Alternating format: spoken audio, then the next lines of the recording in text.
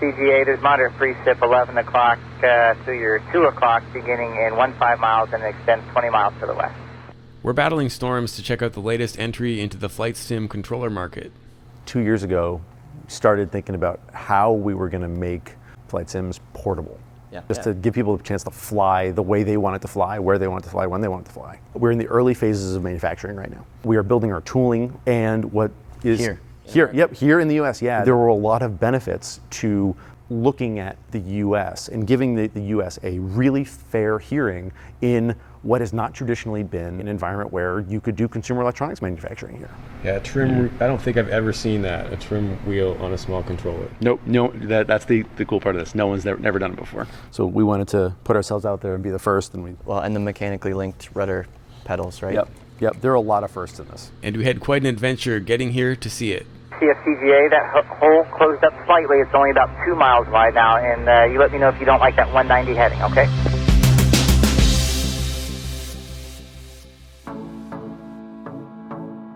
The mission seemed simple enough. It was to fly the RV-14 from Windsor down into Ohio, the biggest challenge being that it was February. I've already published one episode from this series. If you had missed it, check it out. It was taking Chris from Sporty's for his first aerobatic flight. It was a good time. Traffic. That's great. Controls. High controls. Wow. This trip was supposed to be 2 easy legs. We started with a VFR trip to clear customs, and I had my friend Jay on board with me. Clear prop.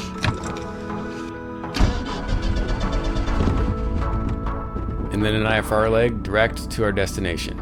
Check. Gotcha. We're moving fast, having departed the evening before we'd originally planned.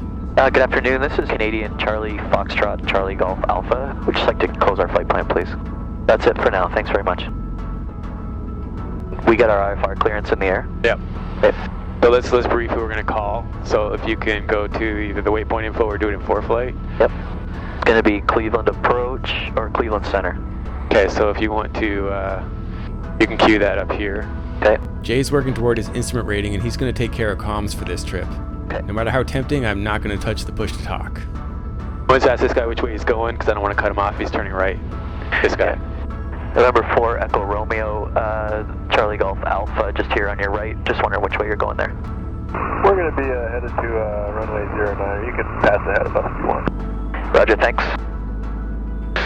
Appreciate that. Have a good one. I appreciate it.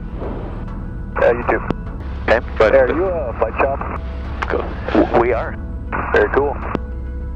It's always fun. Have a good flight. I'm secure, you're secure? Yep. So the briefing is going to be right turnout en route, and I'm going to climb. There's no restriction of where I'm at here. I guess I'll keep it on the VFR chart until we are IFR. All right, any questions? No.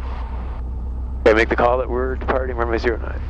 Port Clinton traffic, Foxtrot Charlie Golf Alpha, entering the runway 09 for departure, Port Clinton. You can let them know we're going to turn right and depart to the south. I'll do a rolling call. Okay. Clear on my side, clear on your side? Clear on my side, yep. Port Clinton traffic, Foxtrot Charlie Golf Alpha is rolling runway 09, will be a right turnout and departing to the south, Port Clinton. Power set. Having pressure good. Oh man, that happened so fast. That's a good old, eh? Oh, that's awesome. So our arrival at Sporty's did happen, but it wasn't in 2 legs, and we didn't make it before dark. I'll be intercutting some clips from the flight throughout this episode. We're here to meet up with some aviators bringing portability to practice with their domestically designed and manufactured new addition to the flight sim world, the Yawman Arrow. For the last couple of years, these guys have been prototyping. Here is the Yawman prototype. Researching, and prototyping again, and getting ready to release the Arrow to the world. And to be clear, this is not a paid advertisement. These guys chose Sporty's to launch their product, and I wanted to be there. John, good to meet you. You too. I follow you constantly. You're like the voice of reason in aviation. I thought it made sense for Jay to lead this interview. He represents Infinite Flight. It's a longtime supporter of flight shops, and he knows a lot more about sims than I do. If possible, you're nerdier than me. I started as a journalist 15 years ago, and I've been a bunch of different awesome publications, and in 2018 founded The Air Current. Way before I was a journalist, way before I was a media founder, I was a simmer. I was 11 years old and I was messing around with FS95. So this is like my first love to kind of come back to simming and build something for the community, and frankly something that I've just been really tremendously excited about. What goes on in the real world and what goes on in the virtual world don't have a lot of overlap. But I'm starting to see more and more overlap with how good the hardware and software is getting for flight sims. I'm going to be at FlightSimExpo this year with the RV14 on display, and of course Yawman and Infinite Flight will also be there. So if you can make it to Houston, come by for a sticker and a fist bump. The one thing that sort of has always been consistent through kind of my career is wanting to build things, whether it's a publication or now a flight sim hardware company. With Sporty's being a central location, we actually got the whole team here, so it was pretty cool to pick the brain of Thomas. He's the creator and basically the technical force behind this thing. Trying to lug out a HOTAS and a yoke, you kind of have to commit a space for it. But if you want to go mobile, or if you just want to do a very quick flight, or if you're just in a hotel, like pilots say, I would love to play this in my hotel room. Like, really? Even though you've been doing that all day? Okay.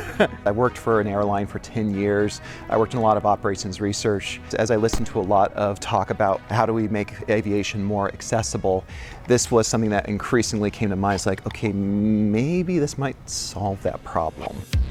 Speaking of problems, this simple leg is about to get broken into two. So, in theory, we're landing at legal dark, Okay. right? So, remind me what time of sunset again? It was A for flight at 20 after 6. so it won't be legal night yet. I'm not night current, which is why I'm trying to avoid that. CFTGA, I'm going to have a southbound heading for you shortly. There's a 4-mile gap in between two areas of moderate precip. We're going to run you right through it. And a huge shout out to SiriusXM Aviation. The onboard weather gives me amazing situational awareness. CFTGA, that hole closed up slightly. It's only about 2 miles wide now, and you let me know if you don't like that 190 heading, okay? And let's get back to more insights about the Yawman Arrow and actually flight testing it. We took all of the controls of an aircraft like this and we put them into a handheld. Also, I think the reason why I kind of biased a little bit of just a few Cessna-style controls is that's often what a lot of people begin learning when they first start piloting. And I thought, okay, so if this is going to be a beginner-friendly control too, I wanted to make sure that they looked immediately at these vernier poles and looked inside their virtual cockpit. It's like, oh, I know what these do. Our secret sauce, which is our mechanically linked rudder. So one side goes up, one other side goes down, right? And that's all linked internally. Got a trim wheel for really precise control, modeled that off a 172. You have 2 vernier style pulls. Yeah, so what do you use those for? Mixture, power, right? Maybe. Yep, exactly. Or if you're in a big airplane, this is spoilers and thrust reversers. By laying it out this way, we actually, if you're in like a 737 sim, for example, you can do the proper procedure rejected takeoff with this. Since I'm usually flying a PA-28, I don't control my flaps in like a slider kind of style, but something like that would, 1 notch, 2 notch, 3 notch. I remember like when I put the D-pad there, I was like, okay, this will be helpful for like changing heading on the autopilot or changing vertical speed or selected altitude. But you're like, no, you can actually just hold down one of the 6-pack buttons to change the mode of what you're adjusting. That actually makes a lot of sense, actually. Just because there is a little bit of like suggestion on what the controls can do, but you're not necessarily bound to them. If you see a CGA, that heading looks the best to me. If you need anything else, you can have deviations of up to 90 degrees left or right. Just let me know whatever you need. You'll be through it in 2 more miles, sir. That sounds good, and we appreciate the help for Foxtrot Charlie Golf Alpha. Absolutely, guys. Yeah, I know it probably looked a little bit bad out the window there, but that was the best heading from all the indications that I had. That's why we put you through there. Yeah, tell me it worked great. Yeah, it worked great, thanks. No problem. This stuff just looks like it keeps on coming. So yeah, we won't be penetrating that second wave of storms. And back at the interview, Jay is asking all the right questions. Yeah, because unless you use exclusively something like Infinite Flight on a tablet or a phone, you don't just bring your flight simulator with you. If I say, hallelujah, I can finally use a gamepad instead of the yoke, because I don't like the yoke, I'd rather use this, but I do still want to use my rudder pedals, or I do still want to use my throttle, or my avionics that I've got from my sim, can I do that? It all plays together. Yeah, that's the thing. So our goal is to fit into the ecosystem. We don't want to break what's already been created, which is fantastic. It blows my mind that these guys really managed to pull off the manufacturing as such a small team. I was etching circuit boards in my garage and using muriatic acid, wearing the lab equipment and everything, and I just wanted the satisfaction to be able to build the board myself, and I did. And then I realized that was the easy part, trying to manufacture something and trying to make it available, much less when there's supply chain issues happening all over the world, and manufacturing is full of uncertainties. That was a much harder problem. That's why I actually brought in some really talented people like Dwight Neild. Dwight is an aviation supply chain professional. And this was during COVID, a global supply chain disruption, and it was incredibly hard to find product and chips. And I'm like, why not? Challenge accepted. Like, let's just go ahead and do it and see how it works. If we get this through the right channels, if we do the right design, if we do the right supply chain, we have a product. So we said, okay, let's make it in America. Let's go ahead and find some suppliers in the Midwest, as the logistics network is very strong and healthy in this region of the country. One thing that was really nice with the localized supply chain is that it literally was like an hour plane flight for me, or for you, it was just like an hour drive to go visit. We opted to even have our steel molds made in the Midwest as well. And did it cost a little bit more? Yeah, absolutely it did. But there's also this trade-off of immediate collaboration, that ability to, if there's a problem, we can stop everything with a phone call, or with me in a 2-hour drive of, let's figure out this problem. So this big storm is probably going to go. How did that precip look off your left-hand side as you were down there with the worst of it? That wasn't for us. I think he's just queuing up. He's getting his situational awareness.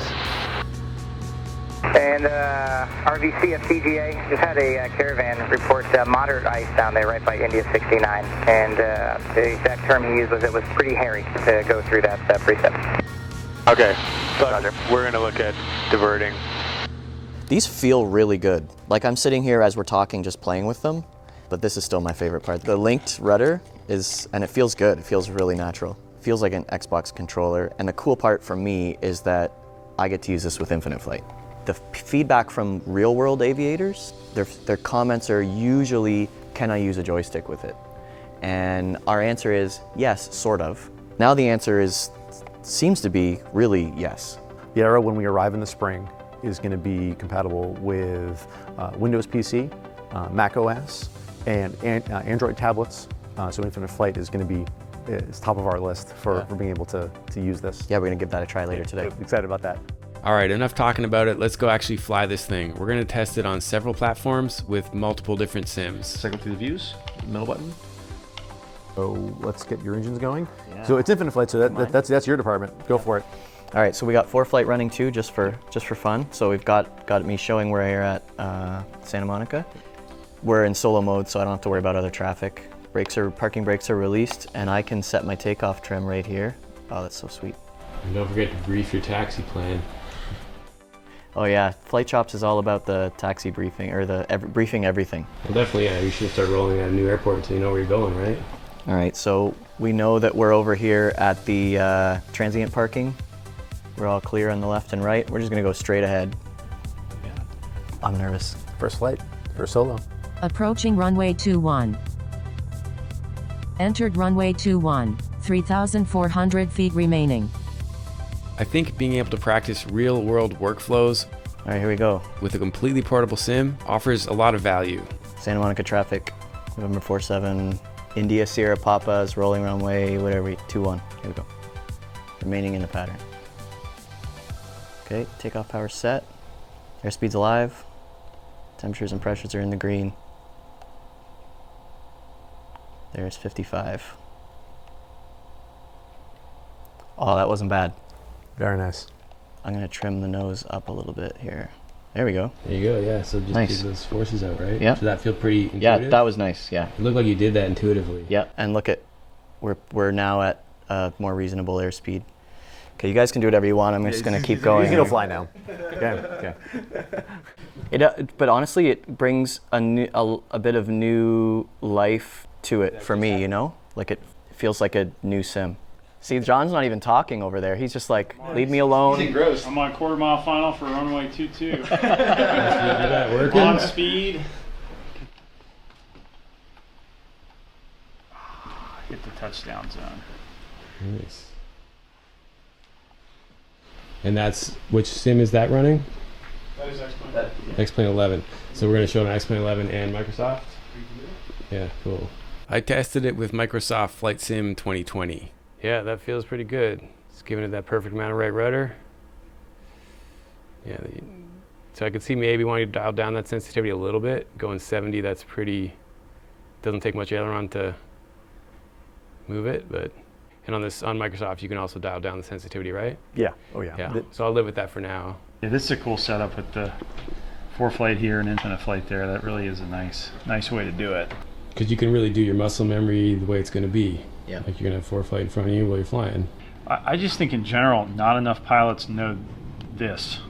And that for a lot of pilots, their EFB app, like ForeFlight, it's a really important part of flying. And you get rusty on that just like anything else. And this is such a powerful way to simulate it and get better with it. It's on my top 5 list of things I wish more GA pilots knew is you can use ForeFlight at home with your simulator.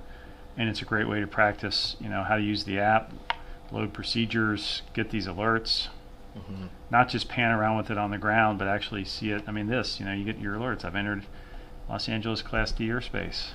So do you have a VR headset around here? We do have an Oculus, yes. Okay. I haven't tested it with VR yet. And I'm thinking that that's the killer app, ties it all together. Yeah, because using this blind, that'd be great. Yeah, the takeaway is that you have so many things at your disposal in a small area. You're not having to reach somewhere else. It's all where your hands are. Yep. So when your eyes are covered, in essence, you don't have to look to where they are. Yeah. GSCGA, let me know when you'd like your descent down to 3,000 for your final approach. We're good now. We can descend now for Charlie Golf Alpha. RVCFCGA, descend to maintain 3,000. And I think that was a real good call for that divert, sir. We agree, and we'll be down to 3,000 for Charlie Golf Alpha. Thanks. Thank you. This controller is awesome. He's awesome. Love him. Yeah, when I saw the black, I was like, nah. And then I made the right, and then I saw the lights. I was like, wow, he was right. Center 3 times. And we were so close that I knew we could make it through that. But absolutely, do not thread the needle with radar. My plan here was to reset my night currency while Jay assessed if we could make it for the short leg to Sporty's after dark, so at least we had that option if it was going to be possible. I left my wig-wags on. Not going to worry about it now.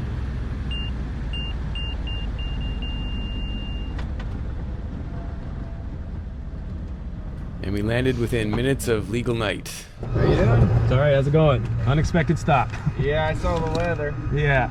So I think we're going to hang out here for a few minutes and then see what it looks like and make some decisions. So we're cool to just park here for a bit? Yeah, that's fine. Or cool. I'll leave it overnight. So I dropped Jay off, got some gas, and watched the lightning in the distance as I did my 5 night circuits, so I'd be legal for passengers at night. All right, so we are at Dayton Wright Brothers Airport, KMGY, and we diverted here today because of weather. The reason we didn't go tomorrow, Tuesday, to try and get down to India 69, Claremont County, to Sporty's, was for high winds tomorrow. So we decided to launch today. We filed VFR to get around the lake from Windsor to PCW, cleared customs really fast, and we launched right away just to turn and burn out to what we hoped would be India 69. It's not happening yet. So we had an uneventful landing here at MGY. The weather's beautiful outside. It's a lot warmer than where we left. So now I'm just looking at the radar here, and it's just moving across exactly where we want to go. So if I pull up I-69, let's see, we'll add to our route so we can see it. Yeah, so the weather is moving straight across there right now. So here we sit. Hopefully this place closes in an hour. So hopefully that weather has moved through there. It doesn't look like there's a whole lot. We can have more developing, but this was not forecast. Anyway, that's GA, and we'll see where we go. So we obviously made it in the end, but there were a lot of learning moments on that flight, and John and I debriefed it. IFR flying, it's all about the gray decision making here, right? You know, for all the cliches, I believe that, and I do enjoy that. And it's going to be its own dedicated episode, so watch for that one soon. Bit of a right crosswind. Thanks to everybody at Sporty's for hosting us. And if you can make it out to Houston, I hope to see you at FlightSimExpo to check out Yawman's Arrow and everything else that's new in the sim world. And until next time, keep your flight chops sharp. Oh, yes. Say goodbye to everybody. Bye-bye. Gotta do it. Yeah. Claremont County traffic, yellow RV, Charlie Golf Alpha is airborne, op 04, will be left turnout, climbing 7,000. Thanks for the hospitality, Sporty. See ya. I'm excited to try it. Maybe it sucks. It doesn't, I promise. Yeah.